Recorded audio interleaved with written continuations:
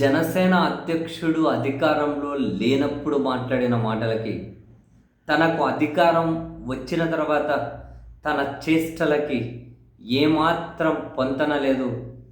8 నెలలు ఆంధ్రప్రదేశ్లో ఉప ముఖ్యమంత్రిగా ఉండి, పంచాయతీరాజు మరో శాఖకు మినిస్టర్గా ఉండి, ఆయన వేసిన ముద్రంటూ ఏమీ లేదు.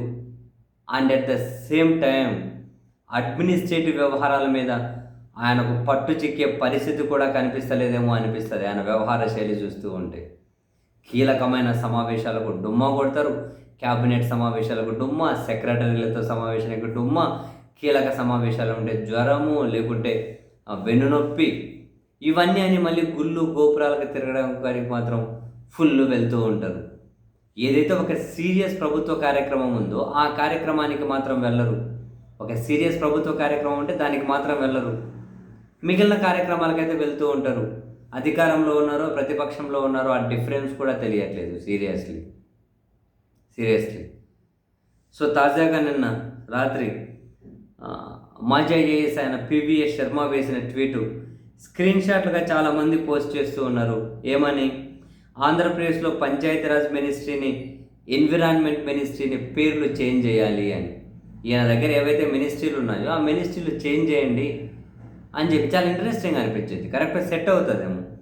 ఈ మాజీ ఐఏఎస్ ట్వీట్ ఏంటి అంటే, deputy CM and Panchayati Raj ministry in AP, deputy CM and Panchayati Raj ministry in AP to be renamed as ministry for religiosity and temple management అట.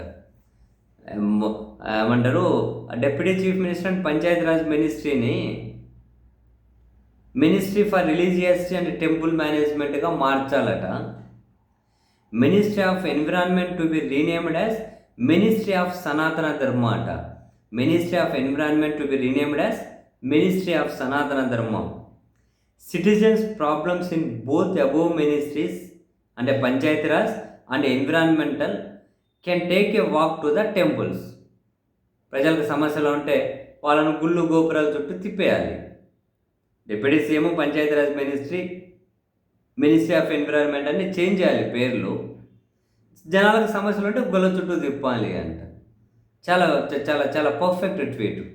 అందుకే స్క్రీన్ షాట్గా చాలా దగ్గర పోస్ట్ అవుతూ ఉంది. ఆయన పరిస్థితి కూడా అలాగే ఉంది. అసలు ఎప్పుడైనా ఎక్కడైనా యాక్టివ్గా కనిపిస్తూ ఉన్నారు. ఒక వైఎస్ఆర్ కాంగ్రెస్ పార్టీ మీద ఎప్పుడన్నా ఊగుడు ప్రోగ్రాం ఉంటే మాత్రం, బాగా ఊగే ప్రోగ్రాం ఎప్పుడైనా ఉంటే అప్పుడు ఆయన మంచిగా ఊగుతారు. మిగిలిన ఎక్కడే కూడా అసలు ఒక ముద్ర అంటూ ఏంటి, కీలకమైన సమావేశంలో హాజరైంది ఏంటి, ఏదైనా ఒక కీలక సబ్జెక్టు మీద ఆయన ఒక అర్ధగంట సేపు మాట్లాడిండేది ఏంటి, అసలు గవర్నమెంట్ నడిపే అంత పెద్ద కథ పక్కన పెట్టండి, ఆయన మినిస్ట్రీ అంతవరకు కూడా నడపడం ఆయనకి ఎంత కష్టమవుతుందో పాపం ఆయనను చూస్తే అర్థమవుతుంది. ఇంకా దాన్ని కవర్ చేసుకోవడం కోసం ఏంటివేంటివో పేర్లు చెప్పుకొని ఎక్కడికెక్కడికో తిరుక్కుంటూ మధ్యలో హిందీలలో ట్వీట్లు చేసుకుంటూ